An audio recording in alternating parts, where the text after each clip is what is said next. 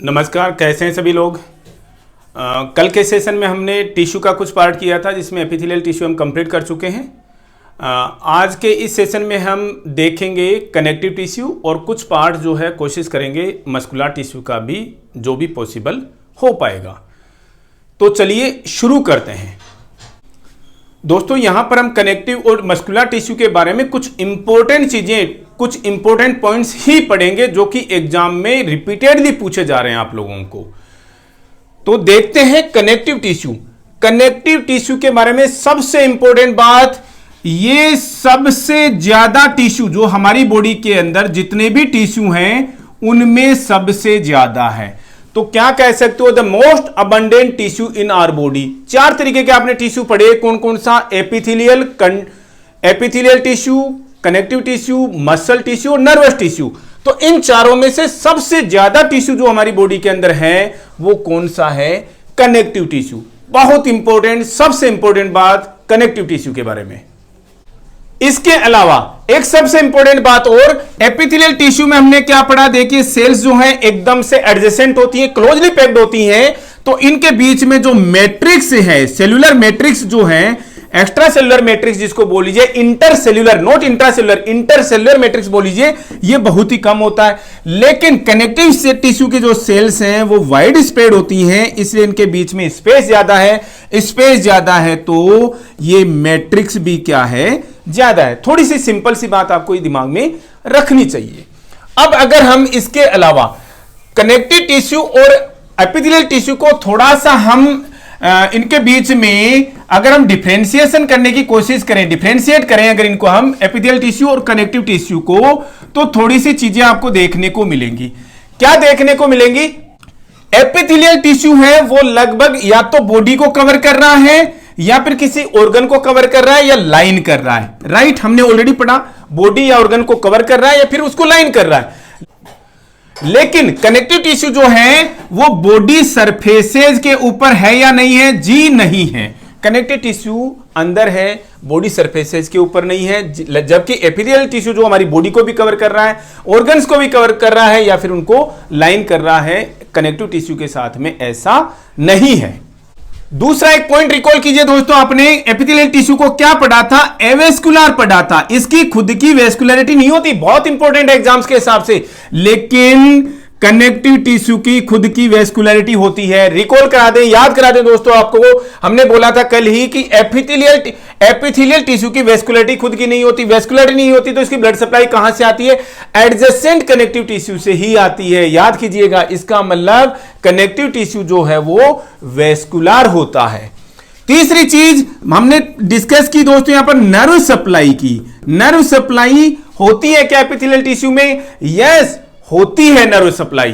तो connective tissue की भी होती है क्या नर्व सप्लाई? जी, इसकी भी है, लेकिन इसका एक एक्सेप्शन है। कनेक्टिव टिश्यू में जो कार्टिलेज है उसकी कोई नर्व सप्लाई नहीं है और ना ही इसकी ब्लड सप्लाई होती है। दोस्तों, एक बहुत इंपॉर्टेंट चीज यहां पर नोट कर लीजिएगा, कनेक्टिव टिश्यू का एक एक्सेप्शन है। कनेक्टिव टिश्यू में एक ब्लड सप्लाई और नर्व सप्लाई के लिए एक एक्सेप्शन है। क्या? कि कार्टिलेज जो है उनकी ना तो वेस्कुलरिटी है ना ही नर्व सप्लाई है। याद रखिएगा, वो एक्सेप्शन है। अदरवाइज कनेक्टिव टिश्यू की वेस्कुलरिटी भी है, नर्व सप्लाई भी है, लेकिन यहां पर एपिथेलियल टिश्यू की वेस्कुलरिटी नहीं है, नर्व सप्लाई है। ये थोड़ी सी बेसिक सी चीजें आपको पता होनी चाहिए। अब कोई भी टिश्यू जो है वो सेल से मिलकर के बना हुआ है दोस्तों, कोई भी टिश्यू जो है वो सेल से मिलकर के बना हुआ है। अब ये सेल्स जो है वो अलग अलग तरीके की हो सकती हैं। कोई सेल्स कौन सा टिश्यू बना रही है, कोई सेल कौन सा टिश्यू बना रही है, तो वहां पर वो सेल्स जो है वो अलग तरीके की होंगी। एक टिश्यू बनाने वाली सेल जो है वो सेम काइंड की होती हैं। अब कनेक्टिव टिश्यू के अंदर different type of the cells कौन कौन सी होती हैं हम उनको डिस्कस करेंगे। क्योंकि वहां से लेकर के क्वेश्चंस आते हैं। सबसे इंपॉर्टेंट दोस्तों एक सेल्स को हम डिस्कस करने वाले हैं और वो है फाइब्रोब्लास्ट्स। फाइब्रोब्लास्ट के नाम से एग्जाम्स के हिसाब से एक चीज दिमाग में रखिएगा, ये सबसे ज्यादा है, most common connective tissue cells है, सबसे ज्यादा है हमारी बॉडी के अंदर। या नंबर का भी नाम लेते हैं अगर इनका, the most in number, the most वो सेल्स जो कि सबसे ज्यादा है नंबर में, कहां से, कनेक्टिव टिश्यू में, वो कौन सी हैं, फाइब्रोब्लास्ट हैं। फाइब्रोब्लास्ट का मतलब ये क्या काम करती हैं भाई, फाइबर्स बनाती हैं, different types of the fibres हम पढ़ेंगे जो कि टिश्यूज बना रहे हैं। तो फाइब्रोब्लास्ट उनमें सबसे कॉमन है, नंबर में सबसे ज्यादा है, जो कि डिफरेंट टाइप के फाइबर्स बनाएंगी और उन फाइबर्स को हम यहां पर डिस्कस करने वाले हैं। किस तरीके के फाइबर्स हो सकते हैं, कोलेजन फाइबर्स हो सकते हैं, इलास्टिक फाइबर्स हो सकते हैं, रेटिकुलर फाइबर्स हो सकते हैं दोस्तों। तो इनमें से दो सबसे इंपॉर्टेंट जो हम डिस्कस करने वाले हैं, कोलेजन फाइबर्स और इलास्टिक फाइबर्स जो हैं बहुत इंपॉर्टेंट है एग्जाम के हिसाब से। We are going to discuss over here about elastic fibres and collagen fibres. दिमाग में रखिएगा, फाइब्रोब्लास्ट नंबर में सबसे ज्यादा होती है कनेक्टिव टिश्यू सेल्स में। सबसे पहले हम डिस्कस कर रहे हैं किसके बारे में, कोलेजन फाइबर्स के बारे में। कोलेजन फाइबर्स, कोलेजन फाइबर्स का नाम आपके दिमाग में आती है, एक चीज समझ में आ जानी चाहिए कि ये किससे बने हुए हैं, कोलेजन से बने हुए हैं। कोलेजन क्या होता है भाई, एक तरीके का प्रोटीन होता है, समझ रहे हो दोस्तों, प्रोटीन होता है। अब एग्जाम्स पॉइंट ऑफ व्यू से यहां से एक और सबसे इंपॉर्टेंट क्वेश्चन, कोलेजन प्रोटीन जो है हमारी बॉडी के अंदर द मोस्ट अबंडेंट प्रोटीन होता है। अब लेकिन सब बच्चे कंफ्यूज हो रहे होंगे क्योंकि सब पढ़ते तो हैं ही। आपने आज तक क्या पढ़ा भाई, द मोस्ट अबंडेंट प्रोटीन, क्या दिमाग में आ रहा होगा आप लोगों को, एल्बुमिन। सही आ रहा है दोस्तों, तो हम भी क्या सही बोल रहे हैं, क्या पर हमने बोला the most abundant body protein is collagen, the most abundant plasma protein is albumin. दोस्तों ये प्लाज्मा प्रोटीन है एल्बुमिन, जितने भी प्लाज्मा प्रोटीन होते हैं उनमें सबसे ज्यादा एल्बुमिन है, लेकिन हमारी बॉडी में जितना प्रोटीन है वो सबसे ज्यादा क्या है, कोलेजन प्रोटीन है।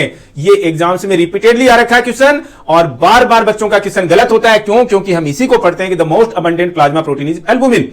कंफ्यूज कर जाते हैं कि ये कोलेजन होता है। बॉडी प्रोटीन क्या होता है भाई, कोलेजन। कोलेजन जो है वो हमारी बॉडी का सबसे ज्यादा प्रोटीन है। क्या बनाता है, कोलेजन फाइबर्स बनाता है। जितने भी कनेक्टिव टिश्यू के फाइबर्स हैं उनमें सबसे ज्यादा स्ट्रोंग जो है वो कोलेजन फाइबर्स ही होते हैं। अब इस कोलेजन फाइबर्स का काम क्या है भाई, ये फ्लेक्सिबिलिटी प्रोवाइड करता है। फ्लेक्सिबिलिटी, टिश्यू की फ्लेक्सिबिलिटी के लिए कौन जिम्मेदार है, कोलेजन फाइबर्स जिम्मेदार हैं। कोलेजन फाइबर्स के बारे में इंपॉर्टेंट चीजें, कोलेजन प्रोटीन से बना हुआ जो कि बॉडी का सबसे ज्यादा प्रोटीन होता है, सबसे ज्यादा स्ट्रॉन्ग फाइबर्स होते हैं ये, और फ्लेक्सिबिलिटी के लिए रिस्पॉन्सिबल होता है। अब ये कोलेजन प्रोटीन आपको कहां कहां पर मिलेगा, बोन में भी मिलेगा, बोन पर भी मिलेगा, कार्टिलेज पर भी मिलेगा, कार्टिलेज पर भी मिलेगा भाई, तीसरा टेंडन पर भी मिलेगा, और चौथा कहां पर मिल जाएगा भाई, लिगामेंट्स पर भी मिल जाएगा। अब यहां पर हम कुछ इंपॉर्टेंट चीजें डिस्कस करने वाले हैं जो एग्जाम्स पॉइंट ऑफ व्यू से इंपॉर्टेंट है। ये तो चलो हमने नॉर्मल में यहां पर थ्योरी बेसिस पर पढ़ लिया कि भाई बोन्स, कार्टिलेज, टेंडन, लिगामेंट्स, इनमें सब में कोलेजन फाइबर्स हैं, कोलेजन प्रोटीन से बने हुए हैं। यहां पर हमने दो नाम पढ़े दोस्तों, टेंडन और लिगामेंट का जो यहां पर नाम आया, तो टेंडन, लिगामेंट और फेसिया, तीन चीजें होती है दोस्तों। ये फाइब्रस टिश्यू है, टेंडन, लिगामेंट और फेसिया, ये तीनों के तीनों हैं वो फाइब्रस टिश्यू में आते हैं, क्योंकि फाइब्रोब्लास्ट से बने हुए हैं। कोलेजन फाइबर्स है ना, तो जो भी फाइबर्स टिश्यू है, फाइबर टिश्यू है, उसको फाइब्रस टिश्यू बोल देते हैं। तीनों के तीनों फाइब्रस टिश्यू हैं। टेंडन किसको, ये तीनों की तीनों चीज स्ट्रक्चर जो है किसी न किसी को जोड़ती हैं, बोन को बोन से, बोन को मसल से, या मसल को मसल से जोड़ती हैं। याद कैसे रखोगे, याद रखने के लिए कैसे याद रखोगे भाई, BBL, क्लियर है, BBL याद रख लेना। एक चीज याद रख लोगे फिर सारी की सारी चीजें आपको याद रह जाएंगी। इसके अलावा BBL का मतलब क्या हुआ, लिगामेंट्स जो हैं वो बोन को बोन से लिंक करते हैं, बोन को बोन से अटैच करते हैं, कौन, लिगामेंट्स। एग्जाम्स के रिपीटेड क्वेश्चन हैं दोस्तों। ऐसे ही फेसिया जो है वो क्या काम करती हैं, वो मसल को मसल से अटैच करने का काम करती हैं। अब आप इसका कुछ भी निमोनिक बना लीजिएगा दोस्तों अपने याद रखने के हिसाब से। जैसे मसल टू मसल कौन अटैच करता है, फेसिया अटैच करती है। बचा क्या, टेंडन, सब समझते हैं दोस्तों, ये बोन को मसल से बचा हुआ यही है ना। देखो बोन टू बोन तो लिगामेंट हो गए, मसल टू मसल कौन हो गया, फेसिया हो गया। तो बच्चा क्या, एक बोन और एक मसल। मसल को बोन से अटैच करने वाला कौन होता है, कौन फाइब्रस टिश्यू है, टेंडन होता है। एग्जाम्स के बहुत इंपॉर्टेंट क्वेश्चन है दोस्तों, तीनों के तीनों आपके घर, आपकी डेस्क के सामने चिट लगी रहनी चाहिए। कंफ्यूजिंग होता है ना, तो डेली उसके सामने से गुजरने चाहिए मिरर की तरह से कि अच्छा जी टेंडन किसको लिंक करता है, टेंडन किसको अटैच करता है, बोन को मसल से। फेसिया किसको अटैच करती है, मसल टू मसल। लिगामेंट किसको अटैच करता है, बोन टू बोन को। बहुत इंपॉर्टेंट है। तीनों के तीनों क्या है भाई, फाइब्रस टिश्यू है, इसलिए हमने यहां पर आपको डिस्कस किया। इसमें टेंडन और लिगामेंट जो है वो मोस्टली कोलेजन फाइबर से बने हुए होते हैं। दूसरे तरीके के फाइबर्स देखेंगे, फाइब्रोब्लास्ट हम पढ़ रहे हैं कनेक्टिव टिश्यू के अंदर। दूसरे तरीके के फाइबर्स पहला हमने पढ़ा कोलेजन फाइबर्स, दूसरे हैं इलास्टिक फाइबर्स।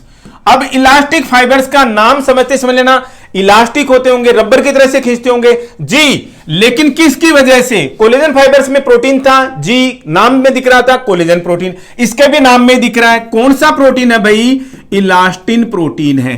कोलेजन फाइबर्स को हमने सबसे बताया सबसे स्ट्रॉन्ग होते हैं, तो इलास्टिक फाइबर्स उससे कम स्ट्रॉन्ग होते हैं। बस थोड़े से इलास्टिन फाइबर्स या इलास्टिक फाइबर्स जो हैं कोलेजन फाइबर्स की बजाय में थोड़े से कम स्ट्रॉन्ग होते हैं। तीसरी सबसे इंपॉर्टेंट चीज कि इनकी स्ट्रेचेबिलिटी जो है, स्ट्रेचेबिलिटी कैसे होती है? इलास्टिन फाइबर जिस तरीके से आप रबर को खींचते हो दोस्तों, ये रबर है, आपने इसको खींचा, इतना लंबा हो गया, लेंथ में इतनी तरह, लेंथ में यहां तक चला गया, और बाद में जैसे आप इसको छोड़ोगे अपनी सेम शेप और पोजीशन में वापस आ जाता है, सेम लेंथ पर वापस आ जाता है। ये किस वजह से? इसकी इलास्टिसिटी की वजह से। समझ पा रहे हैं? और आप थोड़ा सा एग्जांपल से ये समझिएगा कि ये धागा जो है वो किससे बना हुआ है, इस इलास्टिन प्रोटीन से बना हुआ है। ठीक है, समझिएगा आप। अब इस इलास्टिन प्रोटीन की वजह से हेल्प कहां पर दोस्तों, स्किन की जो टर्गिडिटी है दोस्तों, आपकी स्किन यंग एज में जिस तरीके की स्किन नजर आ रही है वो इलास्टिन प्रोटीन की वजह से, वहां पर इलास्टिन प्रोटीन है। आपकी स्किन के जस्ट नीचे जो कनेक्टिव टिश्यू है उसका जो इलास्टिक फाइबर है वो इलास्टिन प्रोटीन की वजह से आपकी स्किन की टर्गिडिटी को मेंटेन किए हुए है दोस्तों। बाय द एज क्या होगा डिस्कस करते हैं। ऐसे ही हमारी जो ब्लड वेसल्स हैं दोस्तों, ब्लड वेसल्स में कौन सी? बड़ी ब्लड वेसल्स, उनकी जो वॉल है वो भी इलास्टिन प्रोटीन से या इलास्टिन फाइबर से बनी हुई है। एज के साथ में क्या होगा? एज के साथ में आप क्या देखते हो भाई, चेहरे पे झुर्रियां पड़ जाती हैं, स्किन पे झुर्रियां आ जाती है। रीजन ये इलास्टिक प्रोटीन का लॉस हो जाता है by the time. With the age elastic protein जो है वो लूज करता है बॉडी से दोस्तों, और चेहरे पर क्या आ जाते हैं, रिंकल्स आ जाते हैं स्किन पर। ऐसे ही ब्लड वेसल्स की विद द एज जो वॉल है उसके अंदर जो इलास्टिक फाइबर है वो लॉस होने से, कम हो जाने से, वे जो डायलेशन, कंस्ट्रिक्शन और डायलेटेशन की कैपेबिलिटी उनकी कम हो जाती है, जिसकी वजह से एज के साथ साथ में ऑटोमेटिकली ही बीपी बढ़ने लग जाता है। जबकि पर्सन एकदम से हेल्दी है, वो नॉर्मल बीपी है उनके लिए जैसे, लेकिन बीपी जो है वो ऑलरेडी ऐसे ही बढ़ने लग जाता है। ये है इलास्टिक फाइबर्स, इतना याद रख लोगे बहुत है दोस्तों। याद रखिएगा इलास्टिक फाइबर्स आपको कहां पर, स्किन में, स्किन के जस्ट नीचे, ब्लड वेसल्स में, और लंग टिश्यू में भी देखने को मिलता है दोस्तों। लंग टिश्यू में भी देखने को मिलता है। हमने यूरिनरी ब्लैडर की स्टेबिलिटी जो पढ़ ली थी, किसकी वजह से? ट्रांजिशनल एपिथेलियम की वजह से उसकी स्ट्रेचेबिलिटी होती है। लेकिन लंग टिश्यू की स्ट्रेचेबिलिटी जो है, लंग टिश्यू के अंदर जो आपकी लंग टिश्यू की स्ट्रेचेबिलिटी और साथ में जो लंग की ट्रैक्ट है, रेस्पिरेटरी सिस्टम की जो ट्रैक्ट्स हैं उनकी स्ट्रेचेबिलिटी जो है, उनका डायलेटेशन, कंस्ट्रिक्शन जो है वो भी किसकी वजह से है? इलास्टिक फाइबर्स की वजह से है, इलास्टिन प्रोटीन की वजह से। इलास्टिक फाइबर्स जो हैं वो विद द एज क्या होते जाते हैं? कम होते जाते हैं, जिसका डायरेक्टली इफेक्ट आपको स्किन और ब्लड वेसल्स पे देखने को मिलता है। एज के साथ में पेशेंट को ब्रोंको कंस्ट्रिक्शन भी होने लग जाता है, जिसके साथ में पर्सन को सांस उठने लग जाता है दोस्तों। ठीक है, ये सारी चीजें किसकी वजह से हो रही हैं? इलास्टिक फाइबर्स की वजह से ही हो रही हैं। हां, ऐसा नहीं है, और भी बहुत सारे फैक्टर्स होते हैं दोस्तों एजिंग के साथ में, लेकिन इलास्टिक प्रोटीन और इलास्टिक फाइबर्स जो हैं वो मेन रोल प्ले करते हैं एज के साथ में बीपी के बढ़ने में। एज के साथ में स्किन की जो स्किन के अंदर रिंकल्स आते हैं उसके लिए सारी चीजें रिस्पॉन्सिबल हैं। इसके अलावा दोस्तों तीसरे तरीके के फाइबर्स, रेटिकुलर फाइबर्स जो होते हैं वो कोलेजन प्रोटीन से बने होते हैं, बहुत लेस स्ट्रेंथ होती है, इतना इंपॉर्टेंट नहीं है दोस्तों। दूसरी तरीके की हम सेल्स पढ़ेंगे। पहली सेल्स हमने पढ़ ली फाइब्रोब्लास्ट, जिसके अंदर दो फाइबर्स पढ़े हमने, कोलेजन और इलास्टिक फाइबर्स। दूसरे तरीके की सेल्स पढ़ेंगे हम कौन सी? एडिपोसाइट्स। अब देखो साइड्स का मतलब होता है दोस्तों सेल्स, एडिपो का मतलब आपको समझ में आ रहा है एडिपोज टिश्यू वाला, एडिपोज टिश्यू वाला मतलब एडिपोज टिश्यू जो सेल्स बनाती हैं वही क्या है, एडिपोसाइट्स हैं, एडिपोज टिश्यू बनाने वाली। इसका मतलब ये किस तरीके की सेल्स हैं, एडिपोज टिश्यू कौन से होता है भाई, फैट वाला टिश्यू होता है, तो मतलब ये फैट सेल्स होती हैं, कौन, एडिपोसाइट्स। फैट का जहां पर भी नाम आए दोस्तों, फैट सेल्स के अंदर क्या स्टोर रहता है, फैट स्टोर रहता है। फैट हमारी बॉडी के अंदर किस फॉर्म में स्टोर रहता है दोस्तों, इसीलिए हमने चीजें बताई थी, और ये चीजें जितना हम पढ़ते चले जाएंगे हर जगह पर आपका कहीं पर भी पीछा नहीं छोड़ने वाली है, इसलिए रिकॉल होनी चाहिए। फैट जो हमारी बॉडी के अंदर किस फॉर्म में स्टोर रहता है, ट्राइग्लिसराइड्स की फॉर्म में। और ट्राइग्लिसराइड का मतलब क्या होता है, एक मॉलिक्यूल ट्राइग्लिसराइड का मीनिंग क्या होता है, रिकॉल करके दोस्तों कमेंट बॉक्स में लिख करके बताइएगा। वन मॉलिक्यूल ट्राइग्लिसराइड का मतलब कितने फैटी एसिड्स के मॉलिक्यूल और कितने ग्लिसरॉल का मॉलिक्यूल, ट्राइग्लिसराइड्स। और इसी की फॉर्म में फैट जो हमारी बॉडी में फैट सेल्स में स्टोर रहता है, और इन फैट सेल्स को एडिपोसाइट्स कहते हैं, और एडिपोसाइट्स क्या बनाती हैं, एडिपोज टिश्यू बनाती हैं दोस्तों। इसलिए हम यहीं पर डिस्कस कर लेते हैं थोड़ा सा एडिपोज टिश्यू के बारे में भी। एडिपोज टिश्यू दोस्तों, एडिपोज टिश्यू का नाम आते ही आपके दिमाग में एक चीज आनी चाहिए, एडिपोज टिश्यू मतलब फैट। फैट का काम क्या होता है हमारी बॉडी के अंदर, वो हमारी बॉडी को इंसुलेशन प्रोवाइड करती हैं। अब ये इंसुलेशन किससे रिलेटेड दोस्तों, टेम्परेचर से रिलेटेड। मींस हमारी बॉडी के अंदर टेम्परेचर को कंजर्व करने का काम करता है, कौन, एडिपोज टिश्यू। तो एडिपोज टिश्यू क्या हमारी बॉडी के अंदर केवल इसको टेम्परेचर को कंजर्व ही करेगा क्या, जनरेट नहीं करता क्या, जी करता है दोस्तों। एक एडिपोज टिश्यू हमारी बॉडी के अंदर एनर्जी के रिजर्व का भी काम करता है दोस्तों। हमें पता है दोस्तों, सबसे पहले हम रोजाना एनर्जी किससे ले रहे होते हैं, कार्बोहाइड्रेट से। उसके बाद में दोस्तों स्टारवेशन में हमें एनर्जी मिलती है प्रोटीन से। लास्ट में दोस्तों एनर्जी रिजर्व कौन है, फैट है। फैट से एनर्जी, स्टारवेशन में हमें इससे अगर एनर्जी लेनी पड़ गई तो कीटोन बॉडीज बनती है, हमने पहले डिस्कस किया था दोस्तों न्यूट्रिशन में, और डिस्कस करेंगे डायबिटीज मेलाइटिस में डिस्कस करेंगे। तो एनर्जी का रिजर्व है दोस्तों कौन, फैट्स। इस एडिपोज टिश्यू को हम दो तरीके से कैटेगराइज करते हैं, और यहां से दोस्तों क्वेश्चन आता है, सबको पता है दोस्तों। एडिपोज टिश्यू दो तरीके का, कैसा कैसा, एक व्हाइट एडिपोज टिश्यू और दूसरा कैसा, brown adipose tissue. White adipose tissue किसमें पाया जाता है, ब्राउन एडिपोज टिश्यू किसमें दोस्तों, हम में सब में व्हाइट एडिपोज टिश्यू है। हम ब्राउन एडिपोज टिश्यू के बारे में सबसे पहले स्टडी करेंगे। ब्राउन, बी का मतलब बोर्न, न्यूबॉर्न। न्यूबॉर्न में कौन सा टिश्यू होता है भाई, कौन सा एडिपोज टिश्यू होता है, ब्राउन एडिपोज टिश्यू होता है।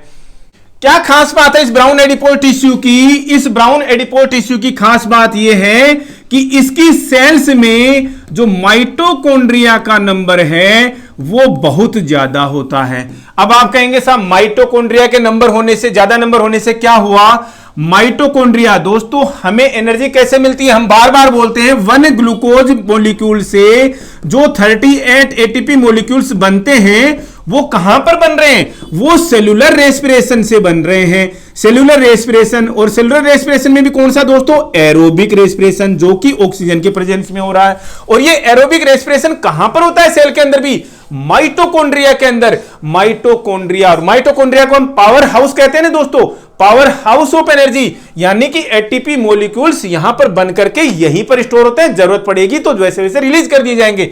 माइटोकॉन्ड्रिया का नंबर ज्यादा होता है, माइटोकॉन्ड्रिया का नंबर ज्यादा है तो होता है तो वो उतना ही ज्यादा रेस्पिरेशन करेंगे, उतना ही ज्यादा रेस्पिरेशन करेंगे तो क्या जनरेट होगा दोस्तों, हीट प्लस एनर्जी जनरेट होती है। अब इंपॉर्टेंट चीज दिमाग में रखिएगा, ब्राउन एडिपोज टिश्यू का है जो सेल्स हैं वो जब रेस्पिरेशन करती हैं तो हीट और एनर्जी जनरेट करती हैं, लेकिन हीट और एनर्जी में ज्यादा कौन सा, हीट ज्यादा जनरेट करती हैं। न्यूबॉर्न दोस्तों सबसे ज्यादा रिस्क क्या होता है न्यूबॉर्न के लिए, हाइपोथर्मिया। तो उसमें एनर्जी कंजर्वेशन के साथ साथ में, उसमें हीट कंजर्वेशन के साथ साथ में हीट जनरेट भी करना जरूरी है। कौन सा टिश्यू काम करता है दोस्तों, ब्राउन एडिपोज टिश्यू काम करता है। तरीका हमने बता दिया दोस्तों किस तरीके से होता है, बार बार देखना हो, वीडियो को रिपीट कर करके देख लीजिएगा दोस्तों। Brown adipose tissue, B for newborn, B match year, ठीक है, बर्थ के समय में न्यूबॉर्न जो है उसके अंदर ब्राउन एडिपोज टिश्यू होता है, सारा प्रोसेस हमने बता दिया। एडल्ट्स में क्या है दोस्तों, एडल्ट्स में व्हाइट एडिपोज टिश्यू है, समझिएगा। और जो ओबीज पेशेंट्स नहीं, सॉरी, ओबीज जो पर्सन्स आप देखते हैं दोस्तों, उसके अंदर वो कौन सा टिश्यू है? आपको सिंपली ऐसे भी क्वेश्चन पूछ लिया जा रहा है काफी बार। ओबीज पर्सन्स में व्हाइट एडिपोज टिश्यू है, जो ज्यादा बढ़ रहा है वो कौन सा है? व्हाइट एडिपोज टिश्यू ही होता है। दोस्तों 2018-19 में सफदरजंग में एक एग्जाम हुआ था जो कि कैंसिल हो गया था पेपर लीक होने की वजह से। वहां पर क्लियर कट एक क्वेश्चन पूछा गया था कि व्हाइट एडिपोज टिश्यू जो है वो कौन सा हार्मोन रिलीज करता है? लेप्टिन हार्मोन दोस्तों। कौन सा हार्मोन? Leptin hormone. दूसरा लेप्टिन, मुझे क्वेश्चन अच्छे से याद नहीं है लेकिन लेप्टिन से रिलेटेड क्वेश्चन था। लेप्टिन हार्मोन का काम क्या करता है?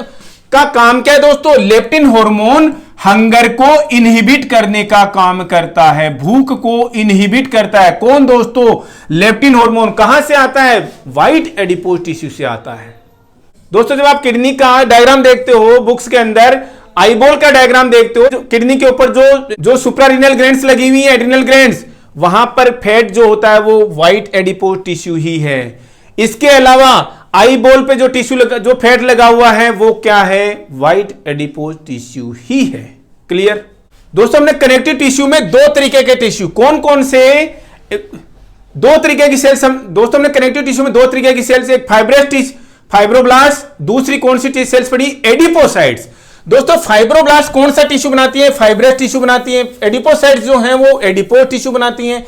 फाइब्रस टिश्यू के अंदर अभी हमने क्या क्या पढ़ा था? थोड़ा सा दिमाग से निकल गया दोस्तों। हमने टेंडन पढ़ा, हमने टेंडन भी पढ़ा, उसके अंदर फेसिया भी पढ़ा और लिगामेंट का भी पढ़ा कि टेंडन, लिगामेंट और फेसिया को पढ़ा हमने वहां पर, जिससे रिलेटेड एग्जाम्स के अंदर क्वेश्चन आता है कि कौन किसको अटैच करता है। दोस्तों बोन के ऊपर एक लेयर होती है, क्या भाई? जिसको हम बोलते हैं पेरीओस्टियम। ये बोन को पेरी का मतलब कवर करने वाली, आउटर साइड से कवर करने वाली। एक होती है एंडोस्टियम, एंडो का मतलब अंदर से, मतलब ये अंदर से लाइन कर रही होती है और ये क्या कर रही होती है? कवर कर रही होती है। किसको? बोन को। बोन होलो ऑर्गन है दोस्तों। बोन जो है वो होलो है, होलो ऑर्गन है, और यहां पर जो अंदर से लाइन कर रही है वो एंडोस्टियम है, जो ऊपर से कवर कर रही है वो कौन है? वो कौन होती है दोस्तों? वो होती है पेरीओस्टियम। अब एक चीज समझिएगा दोस्तों, ये दोनों के दोनों क्या है? फाइब्रस टिश्यू से मिलकर के बनी हुई होती हैं। जब कभी भी ऑर्थोपेडिक सर्जरी चल रही होती है दोस्तों, ऑर्थो की सर्जरी चल रही होती है, ओपन केस हो रहा है, ओपन रिडक्शन इंटरनल फिक्सेशन, दोस्तों एब्रिविएशन है, याद रख लीजिएगा। ऑर्थोपेडिक सर्जरीज में ORIF, open reduction, open reduction, इसका मीनिंग बता देते हैं दोस्तों, जब बात चली है तो दूर तक जानी चाहिए। ओपन रिडक्शन इंटरनल फिक्सेशन, इसका मीनिंग क्या होता है दोस्तों? हम थोड़ा सा बता देते हैं, आपको क्लियर कर देते हैं। ओपन रिडक्शन का मतलब दोस्तों इसको ओपन करके होगा। दो तरीके के रिडक्शन होते हैं। बोन का जब फ्रैक्चर होता है तो दो तरीके से उसको रिड्यूस किया जाता है। एक तो सर्जरी में खोल करके, मींस स्किन का इंसिजन लगा करके हमने खोल लिया है दोस्तों, वो उसको हम बोलते हैं ओपन रिडक्शन। कई बार हम क्या करते हैं? क्लोज रिडक्शन दोस्तों। कब? मैक्सिमम केसेज में जब छोटा फ्रैक्चर हो जाता है, बोन्स अलाइनमेंट में है, तो बोन को खींच करके बाहर से ही कास्ट कर दिया जाता है, पीओपी का कास्ट कर दिया जाता है। उस केसेज में हम क्या बोलते हैं? Close reduction. ठीक है, क्लोज रिडक्शन। तो क्लोज रिडक्शन इंटरनल फिक्सेशन भी हो सकता है क्या? यस, हो सकता है दोस्तों। क्लोज रिडक्शन इंटरनल फिक्सेशन, ये दोस्तों जो पॉइंट अगर किसी को नजर आ रहा है तो 16 में जब फ्रैक्चर हो गया था दोस्तों डिस्टल एंड रेडियस का, तो ये CRIF ही हुआ था इसका। कैसे? बाहर से ही इसको खींच करके इंटरनल फिक्सेशन, एक केवायर यहां पर डाल दी गई दोस्तों 42 डेज के लिए। ये close reduction internal fixation. Open reduction internal fixation का मतलब आपने ओपन कर दिया उसको, फिर रिड्यूस किया, खींचा आपने उसको, इंटरनल फिक्सेशन। ये इंटरनल फिक्सेशन किससे किया जा सकता है?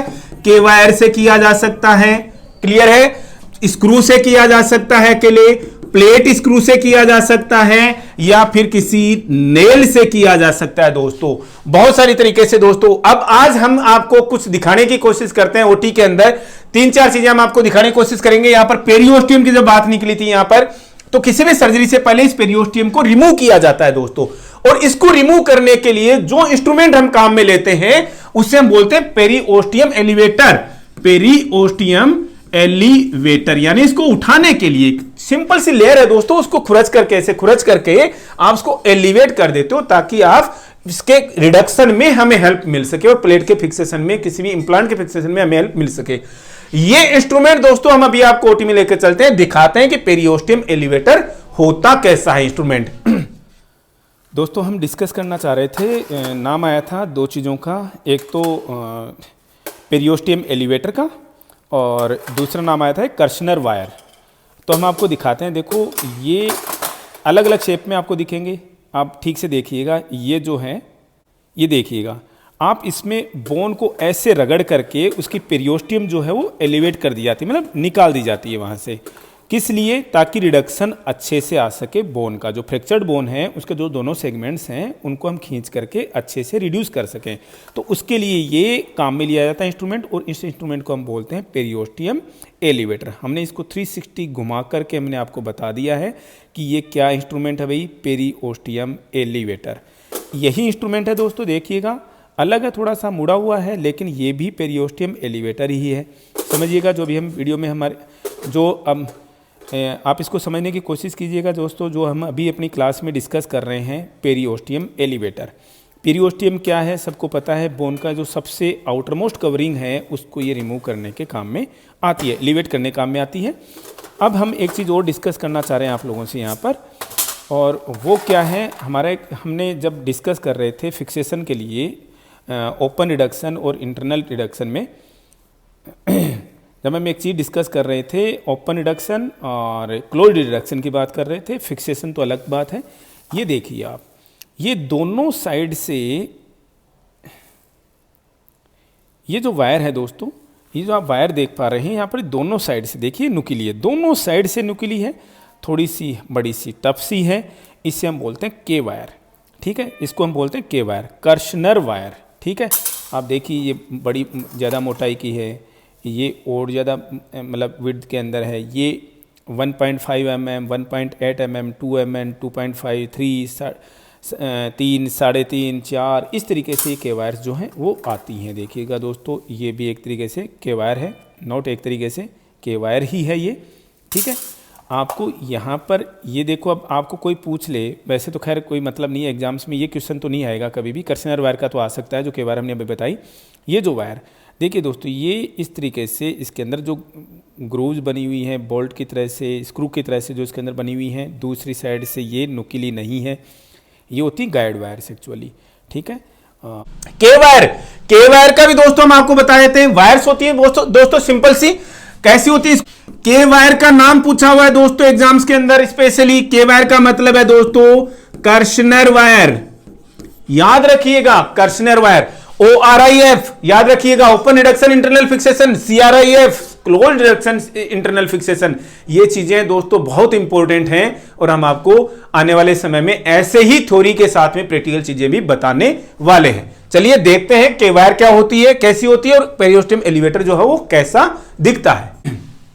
कनेक्टिव टिश्यू में दोस्तों बहुत सारी चीजें हमें देखने के लिए, अगर जहां पर भी हमारी कोई चीजें छूट रही हैं, जैसे ब्लड है, बड़ा पार्ट हम कनेक्टिव टिश्यू का हम पढ़ने वाले हैं, हम कनेक्टिव टिश्यू के नाम पर। एक थोड़ी सी चीज दोस्तों, हम इलास्टिक फाइबर्स का जब हम पढ़ रहे हैं, इलास्टिक फाइबर जब हमने पढ़े हैं, तो इससे रिलेटेड हम एक सिंड्रोम पढ़ेंगे, और इससे रिलेटेड क्वेश्चंस आते हैं। आई डोंट नो आपकी बुक्स में, जो भी बुक्स आप रेफर कर रहे हैं उसके अंदर आपने इसका कभी पढ़ा है या नहीं पढ़ा। अब चूंकि एग्जाम्स में आज तक आया है, तो कहीं ना कहीं तो ये क्वेश्चन आपको देखने को मिलेगा। मार्फन सिंड्रोम, इसको फिब्रिलिन मार्फन सिंड्रोम के नाम से भी बोलते हैं। क्या होता है दोस्तों मार्फन सिंड्रोम? एक तरीके का इनहेरिटेड डिसऑर्डर है, इनहेरिटेड डिसऑर्डर है दोस्तों, इनहेरिटेड डिसऑर्डर है। इनहेरिटेड डिसऑर्डर का मतलब क्या हुआ? एक जनरेशन से दूसरी जनरेशन को जाता है, मतलब कि जेनेटिक डिसऑर्डर है। और जेनेटिक डिसऑर्डर का नाम आते ही आप समझ जाओगे दोस्तों किससे अफेक्टेड है, किस वजह से है, किसी जीन के डिफेक्ट की वजह से है। अब हम क्या बताना चाह रहे हैं आपको मार्फन सिंड्रोम में? मार्फन सिंड्रोम में कौन सा जीन जो है वो डिफेक्टिव होता है? जीन का नाम बता देते हैं दोस्तों, जीन नहीं है, जीन है दोस्तों, जीन्स जो होते हैं जीन है। कौन सा? फिब्रिलिन जीन, और इसी वजह से हम इसको क्या बोल देते हैं? फिब्रिलिन मार्फन सिंड्रोम। अब होता क्या है दोस्तों इसके अंदर? इलास्टिक फाइबर्स जो हैं वो क्या रह जाते हैं? वीक रह जाते हैं। इलास्टिक फाइबर्स जो हैं वो क्या रह जाते हैं? वीक रह जाते हैं। इलास्टिक फाइबर्स वीक रह गए तो बॉडी में कौन कौन सी स्ट्रक्चर्स इससे अफेक्ट होती हैं? अभी हम डिस्कस कर रहे थे बोन की पेरियोस्टियम, बोन का जो कवर कर रही होती है वो पेरियोस्टियम अफेक्ट होती है। आई के जो सस्पेंसरी लिगामेंट्स होते हैं दोस्तों, सस्पेंसरी लिगामेंट याद आ रहा है, जो लेंस को अपनी जगह पर रखते हैं, सस्पेंसरी लिगामेंट्स, वो इससे अफेक्ट होते हैं। तीसरी इंपॉर्टेंट चीज दोस्तों, आर्टीरियल वॉल्स जो हैं वो अफेक्ट होती हैं। आर्टीरियल वॉल्स में दोस्तों सबसे इंपॉर्टेंट एओर्टा जो है उसकी वॉल जो अफेक्ट होती है। होता क्या है, पेरियोस्टियम अफेक्ट होता है तो पर्सन के, पेशेंट ही बोल सकते हैं दोस्तों, पेशेंट जो है वो डिसप्रोपोर्शन में टॉल हो जाता है। हाथ जितनी उसकी हाइट है उसकी बजाय में उसके हाथ या तो हाथ पैर जो है वो बहुत ही ज्यादा लंबे दिख रहे हैं, अंगुलियां जो है वो और भी ज्यादा लंबी दिख रही है। इस तरीके का उसको डिसप्रोपोर्शन हो जाता है बॉडी शेप में और साइज में। दूसरी चीज, सस्पेंसरी लिगामेंट्स जो वीक रह गए तो लेंस जो है, आई का जो लेंस है वो अपनी जगह से डिस्प्लेस हो जाता है, जिसकी वजह से क्या होगी, विजन जो है क्या आती है, ब्लर आती है। आर्टीरियल वॉल में आयोर्टा जो है वो, आर्टीरियल वॉल में इलास्टिक फाइबर कम होने की वजह से या एओर्टा में स्पेशली जो एओर्टा अफेक्ट होती है तो एओर्टा की जो वॉल है जो वीक रह जाती है। वीक रह जाती है तो दोस्तों बल्जिंग होती है वहां से। अब दोस्तों हम तो लाइव की तरह से आपको पूछेंगे नहीं, हम केवल इंटरेक्शन देखना चाह रहे हैं, अदरवाइज हम तो आपको बताने ही वाले आने वाली क्लासेज के अंदर कि एओर्टा की वाल जो है वो वीक रह जाने से किसी पर्टिकुलर जगह पर, किसी भी जगह पर, वो स्पेसिफिक जगह पर बल्ज होने लग जाती है, किसी जगह पर बल्ज होने लग जाती है, वहां से बर्स्ट होने के चांसेस हो जाते हैं। और उसको, उस कंडीशन को हम क्या बोलते हैं, कमेंट बॉक्स में लिख करके बताइएगा अगर इंटरेक्ट कर पा रहे हैं तो, अदरवाइज हम तो बोलते जा ही रहे हैं, यहां से कोई दिक्कत नहीं है। आप अगर सुझाओगे हमें, आप अगर हमें फीडबैक दोगे, सजेस्ट करोगे सर इस तरीके से बताइए, हम भी आपके साथ में जुड़े हुए हैं तो थोड़ा सा ज्यादा अच्छा लगेगा। अदरवाइज तो चल ही रही है दोस्तों चीजें, जो भी हमारे 200-300 रेगुलर स्टूडेंट्स हैं वो तो हमसे पढ़ ही रहे हैं। ऐसे ही दोस्तों जब हम फैट टिश्यू पढ़ रहे थे, एडिपोज टिश्यू पढ़ रहे थे, तो ओबीज पेशेंट्स में आजकल एक सर्जरी आ गई है दोस्तों, एग्जाम्स के हिसाब से बता रहा हूं, जिसे हम क्या कहते हैं, लिपोसक्शन, लाइपोसक्शन, या फिर लिपोसक्शन, लाइपोसक्शन, या फिर क्या बोलते हैं इसको, सक्शन लाइपेक्टोमी का भी नाम दे देते हैं दोस्तों। याद रखिएगा, मतलब सीधा सा है दोस्तों, किया क्या जाता है, इसके अंदर फैट को रिमूव किया जाता है। किसको, एडिपोज टिश्यू को रिमूव किया जाता है। कैसे रिमूव करते हैं दोस्तों, सक्शन से रिमूव करते हैं। सक्शन कैनुला होते हैं, उनके थ्रू जो है वो रिमूव किया जाता है। बॉडी में जगह जगह पर पोर्ट्स बनाए जाते हैं और जहां जहां पर भी एक्स्ट्रा फैट है, जहां से खींच लिया जाता है, वहां से हम इसको रिमूव करते हैं। अब इसका हमारा बताने का मीनिंग क्या है दोस्तों, इस सर्जरी का एक सबसे बड़ा साइड इफेक्ट है और वो क्या है, फैट एम्बोलिज्म। अब एम्बोलिज्म क्या होता है दोस्तों, समझते हो आप सभी लोग।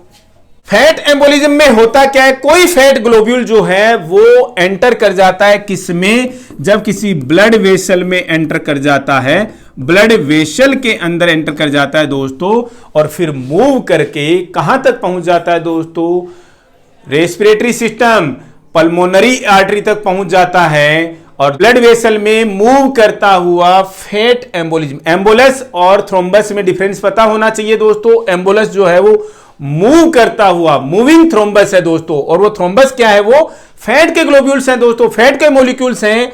मॉलिक्यूल्स को क्या कहें, फैट के ग्लोब्यूल्स हैं जो कि एम्बोलिज्म कोज कर देते हैं। फाइनल रिजल्ट क्या है दोस्तों एम्बोलिज्म का, 99% लीडिंग टू।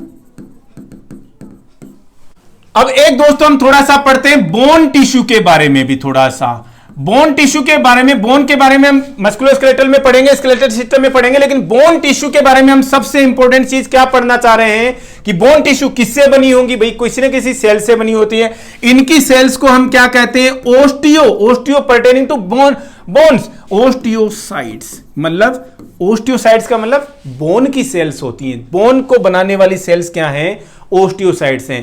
क्या है, एक तरीके की कनेक्टिव टिश्यू ही है दोस्तों, कनेक्टिव टिश्यू की सेल्स ही होती है भी। दूसरी सबसे बड़ी बात, बोन जो है इतनी स्ट्रोंग क्यों होती है, बोन की स्ट्रेंथ किसकी वजह से होती है, एग्जाम्स का रिपीटेड क्वेश्चन दोस्तों। कुछ कैल्शियम के सोल्ट्स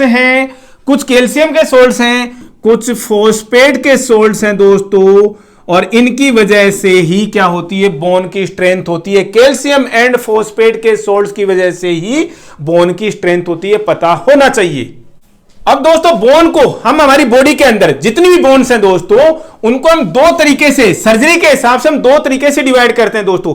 बोन के अंदर दो तरीके की सेल्स हम डिवाइड करेंगे। किसी भी, मान लीजिए जैसे हम अभी अगर इसको रेडियस की अगर हम बात करें तो रेडियस जो एक लॉन्ग बोन में आती है, और ये बोन में दो हिस्से जो हैं, कहां पर बोन जो है वो किस तरीके की बोन है, एक तरीके की बोन होती है कॉम्पैक्ट बोन, एक तरीके की बोन होती है दोस्तों स्पंजी बोन।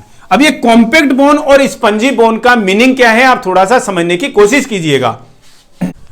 ये दोस्तों हमने यहां पर डायग्राम में किसका एग्जांपल ले रखा है, किसको दिखा रखा है, यहां पर हमने ह्यूमरस को दिखा रखा है। ह्यूमरस एक लॉन्ग बोन है दोस्तों।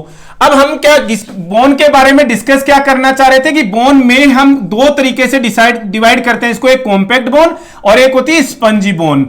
अब इसमें से इसी बोन के पार्ट्स बताएंगे दोस्तों, कोई पार्ट्स नहीं होते, मतलब किसी पर्टिकुलर जगह पर ये बोन कॉम्पैक्ट है, किसी पर्टिकुलर जगह पर ये बोन जो है वो क्या है भाई, स्पंजी है।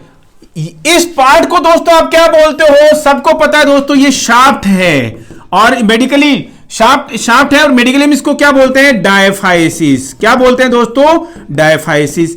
और इसके जो एंड्स हैं, यहां पर जो इसके एंड्स हैं, इन्हें हम क्या बोलते हैं, एपिफाइसिस। ये दोस्तों मैं इसका प्लूरल लिख रहा हूं, एपिफाइसिस। ये भी एपिफाइसिस, ये भी एपिफाइसिस। अब यहां पर बोन जो है कहां से कॉम्पैक्ट और कहां से स्पंजी है। शाफ्ट जो है बोन का, जो ये वाला हिस्सा है दोस्तों, ये बहुत ही ज्यादा स्ट्रॉन्ग है और ये क्या है, कॉम्पैक्ट बोन है दोस्तों। क्या होती है ये, कॉम्पैक्ट बोन। क्या इसमें कुछ फर्क है क्या ओस्टियोसाइट्स का? जी, आप एक सिस्टम पढ़ते हो दोस्तों, ओस्टियोन सिस्टम। मुझे नहीं पता, मैं शायद थोड़ा जल्दी में हूं क्या, जल्दी बोल रहा हूं क्या, ओस्टियोन सिस्टम या फिर इसी को बोलते हैं हेवर्सियन सिस्टम, ओस्टियोन सिस्टम या हेवर्सियन सिस्टम। बोन कॉम्पैक्ट किसकी वजह से होती है, कोई भी बोन, यहां से बोन जो है कॉम्पैक्ट किसकी वजह से है, इस ओस्टियोन या हेवर्सियन सिस्टम की वजह से है कॉम्पैक्ट बोन। कॉम्पैक्ट बोन को और भी कोई नाम देते हैं क्या, जी देते हैं दोस्तों, कोर्टिकल बोन। और इसी के नाम पर क्या, स्क्रू का जो यहां पर इस पार्ट में अगर आपको स्क्रू डाल रहे हो, कोई प्लेट स्क्रू डाल रहे हो और इस पर स्क्रू लगा रहे हो, तो किस तरीके का स्क्रू लगाओगे दोस्तों, कोर्टिकल स्क्रू लगाएंगे उस समय में। समझ लीजिएगा प्रैक्टिकल चीजें, ये एग्जाम से में जब आएंगी तो समझ नहीं पाओगे, कहीं नहीं बताई जाएंगी। कोर्टिकल स्क्रू क्या होता है दोस्तों, कोर्टिकल स्क्रू हमेशा कोर्टिकल बोन पे लगेगा, कॉम्पैक्ट बोन पे ही लगेगा। तो क्या इन एपिफाइसिस पे बोन कैसी है दोस्तों, यहां पर थोड़ी सी स्पंजी है। स्पंजी बोले तो रसगुल्ले वाला स्पंज क्या, जी नहीं, इतना स्पंज तो नहीं दोस्तों, इतना स्पंज होगा तो कैसे चलेगा। स्पंजी बोन आप देखते हो दोस्तों, जब किसी मरे हुए जानवर की आप हड्डी देखते हो, यहां से एंड्स पर देखना बड़े डीप में छेद से छेद आपको नजर आएंगे दोस्तों, हनी कोम्ब की तरह से। इस क्यों है दोस्तों, यहां पर क्या नहीं है, ये ओस्टियोन या हेवर्सियन सिस्टम नहीं है, जबकि है क्या है, ट्यूबरक्यूली होती है दोस्तों। यहां पर ट्यूबरक्यूली एक तरीके से कॉलम्स बने हुए होते हैं दोस्तों, बोन के कॉलम्स बने हुए होते हैं, खाली से खोखले से, ये समझिए होलो टाइप के कॉलम्स बने हुए होते हैं, वो है यहां पर स्पंजी बोन। यहां पर जो स्क्रू डलेगा, जो स्पंज बोन के अंदर जो स्क्रू डलेगा दोस्तों, उसको हम बोलते हैं कैंसिलस, कैंसिलस स्क्रू। और इसीलिए इस बोन के पार्ट को कैंसिलस बोन भी बोलते हैं दोस्तों। दिस इज कॉम्पैक्ट बोन या cortical bone, this is spongy bone या कैंसिलस बोन। बहुत इंपॉर्टेंट है दोस्तों। अगर हम यहां का कोर्टिकल स्क्रू यहां पर लगाएंगे दोस्तों, तो वो तो इससे वापस ऐसे का ऐसे ही उखड़ करके आ जाएगा। इसलिए यहां पर जो लगने वाले स्क्रू हैं वो डिफरेंट टाइप के होते हैं, जिन्हें बोलते हैं कैंसिलस स्क्रू। यहां पर लगने वाले स्क्रू जो होते हैं वो होते हैं cortical screw, compact screw. Clear? आपको कोई पूछे बोन की शाफ्ट में या बोन के डायफिसिस में कौन सी बोन होती है, कॉम्पैक्ट बोन होती है। बोन के एंड्स पर कौन सी बोन होती है, स्पंजी बोन होती है। स्ट्रॉन्ग कौन सी है दोस्तों, इनमें से कॉम्पैक्ट बोन ज्यादा स्ट्रॉन्ग है, ये इतनी स्ट्रॉन्ग नहीं होती। इसकी स्ट्रेंथ किसकी वजह से, कॉम्पैक्ट बोन की स्ट्रेंथ किसकी वजह से, ओस्टियोन या हेवर्सियन सिस्टम की वजह से इसकी स्ट्रेंथ होती है। ये बोन्स के बारे में दोस्तों बहुत इंपॉर्टेंट चीजें आप पढ़ते जाएंगे दोस्तों। गूगल नॉलेज तो और भी बहुत सारी लाइव क्लासेज में बहुत सारी चल रही है, हम किसी का अपोज नहीं कर रहे हैं। हम आपको दोस्तों हमारे 50 मिनट के, 40 मिनट के, 1 घंटे के क्लास में, लेक्चर में, सेशन में आपको pure subject, pure content available कराने की कोशिश करते हैं, प्योर कंटेंट आपको थ्रो करने की कोशिश करते हैं, ना कि 1.5 घंटे की लाइव क्लास लाइक करके केवल 10 मिनट का ही कंटेंट आपको मिले। इसीलिए दोस्तों हमारी क्लासेज लाइव नहीं है, क्योंकि लाइव क्लासेज के लिए 3 घंटे चाहिए, जिनमें से आप मैक्सिमम 40 मिनट का कंटेंट आपको मिल पाएगा। रियली सॉरी, लाइव क्लासेज के लिए अलग से जो कंटेंट है, किस तरीके से हमें लेकर के आना है, लेटर ऑन हम डिस्कस करेंगे दोस्तों। थोड़ा सा मसल टिश्यू के बारे में भी हम डिस्कस कर लेते हैं। मसल टिश्यू ऑब्वियस सी बात है, किससे, मसल सेल से मिलकर के बनी होती हैं। उन मसल सेल्स को हम क्या कहते हैं, मायोसाइट्स कहते हैं। जहां पर भी कभी मायो का नाम आए, उसका मतलब समझ लीजिएगा मसल्स। साइट्स का मतलब सेल्स, मसल्स को बनाने वाली सेल्स मायोसाइट्स। मसल्स में दोस्तों हमारी बॉडी में सबसे ज्यादा स्ट्रेंथ है, सबको पता है। इसका मतलब वो क्या जनरेट करती हैं दोस्तों? फोर्स जनरेट करती हैं। मसल्स क्या जनरेट करती हैं? फोर्स। और उस फोर्स को जनरेट करने के लिए क्या चाहिए? एनर्जी चाहिए। एनर्जी कहां से मिलेगी? अगेन उन्हीं एटीपी मॉलिक्यूल से मिलेगी। मतलब ये इनको ज्यादा चाहिए भैया एनर्जी। मसल्स की सबसे एक बड़ी खास बात, मसल्स में एक स्पेसिफिक इंट्रिंसिक कैरेक्टरिस्टिक होती है दोस्तों।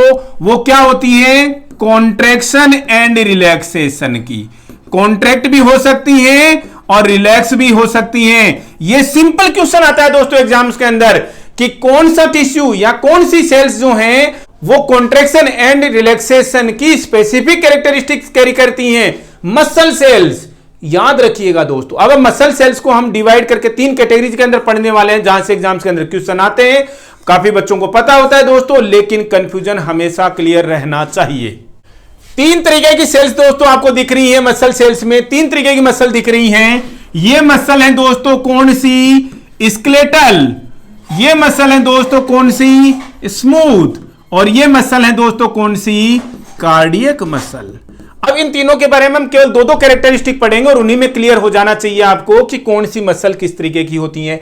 स्केलेटल मसल का नाम समझ जाइएगा दोस्तों। किससे नाम आ रहा है दोस्तों? स्केलेटन। स्केलेटन का मतलब बोन। इसका मतलब इनका बोन से कोई रिलेशन है क्या? जी है। ये मसल जो है 99% मोस्टली किससे जुड़ी हुई है? बोन से जुड़ी हुई है।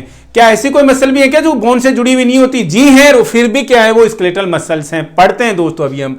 स्केलेटल मसल्स का मतलब स्केलेटन यानी बोन से जुड़ी हुई होती है, इसलिए हमने इनको नाम दे दिया स्केलेटन मसल। देखिए दोस्तों डायग्राम, स्ट्राइप्स है इसमें हर जगह पर। इन मसल्स में क्या है? स्ट्राइप्स है, इसलिए इन्हें हम कहते हैं स्ट्राइटेड मसल भी कहते हैं दोस्तों। स्ट्राइशंस होती हैं, स्ट्राइप्स होती हैं इनके अंदर, इसलिए हम इन्हें क्या कहते हैं? स्ट्राइटेड मसल भी कहते हैं। एग्जाम्स के अंदर सिंपल क्वेश्चन आता है, which of the following are striated muscles? Skeletal muscles striated होती हैं दोस्तों, समझ में आना चाहिए, कंफ्यूजन नहीं होना। अभी स्ट्राइटेड के नाम से एक कंफ्यूजन और होने वाला आपको। स्केलेटल मसल जो है वो स्ट्राइटेड होती हैं। दूसरी चीज, क्या कंट्रोल में है क्या? हमारे स्केलेटल मसल जो हैं वो हमारे कॉन्शियस कंट्रोल में है क्या? जी दोस्तों, हमारे कॉन्शियस कंट्रोल में है, तभी मैं कॉन्शियसली कंट्रोल में आपको बोल पा रहा हूं, अदरवाइज तो जी स्केलेटल मसल जो है हमारे कॉन्शियस कंट्रोल में होती हैं, इसलिए हम इन्हें क्या कहते हैं? वॉल्यूंटरी मसल भी कहते हैं। इन्हें क्या कहते हैं? Voluntary muscle. हमारे हिसाब से ही काम करती हैं दोस्तों, हमारे अंडर कॉन्शियस कंट्रोल में होती हैं, इसलिए वॉल्यूंटरी मसल भी कहलाती हैं। स्ट्राइटेड होती हैं क्योंकि स्ट्राइशंस है इनके अंदर। आप देखिए दोस्तों, इनकी सेल्स में जो है वो बहुत सारे न्यूक्लियस होते हैं। अगर आपको कोई पूछ ले कभी कि कौन सी सेल्स हैं जिनके अंदर एक से ज्यादा न्यूक्लियस होते हैं, हम नॉर्मली क्या पढ़ते हैं? मैक्सिमम सारी सेल्स के अंदर एक एक न्यूक्लियस होता है। आरबीसी उसका एक एक्सेप्शन है कि कोई न्यूक्लियस होता ही नहीं है, जो कुछ के डेवलपमेंट या डिफरेंशिएशन के समय लूज हो जाता है। लेकिन मसल सेल्स में, स्केलेटल मसल्स में क्या होता है? एक से ज्यादा न्यूक्लियस होते हैं, मल्टीपल न्यूक्लियस होते हैं दोस्तों। अब हमने यहां पर डिस्कस किया था कि स्केलेटल मसल तो बोन से जुड़ी हुई होती हैं दोस्तों। यहां पर डायफ्राम वैसे इनडायरेक्टली जुड़ा हुआ होता है दोस्तों बोन से, लेकिन अगर आप डायफ्राम के बारे में कभी सोचें, ये क्वेश्चन आ रखा है दोस्तों, डायफ्राम कौन सी मसल है इनमें से? स्केलेटल है, स्मूथ है, या फिर कार्डियक मसल है? कार्डियक तो चलो हार्ट की मसल्स हैं, सबको पता है। स्केलेटल है, स्मूथ है? ये स्केलेटल मसल का एग्जांपल है जिसका बहुत इंपॉर्टेंट रोल है किसमें? रेस्पिरेशन में, ब्रीदिंग में इंपॉर्टेंट रोल है किसका? डायफ्राम का। और किस तरीके की मसल होती है वो? स्केलेटल मसल होती है। बोन को मूव कराने के लिए स्केलेटल मसल्स का कॉन्ट्रैक्शन रिलैक्सेशन जरूरी है दोस्तों, कॉन्ट्रैक्शन जरूरी है। और ये कॉन्ट्रैक्शन इनका जो नर्व्स हैं उसका कौन सा फंक्शन दोस्तों? सेंसरी फंक्शन या मोटर फंक्शन? ऑब्वियस सी बात है दोस्तों, मोटर फंक्शन से स्टिमुलेट होती हैं कौन? Skeletal muscles. इतना बहुत है दोस्तों स्केलेटल मसल्स के बारे में। इसी का दोस्तों सबका हम वो थोड़ा सा उल्टा मतलब अपोजिट करते पढ़ते चले जाएंगे, सबके बारे में समझ में आ जाएगा हमें।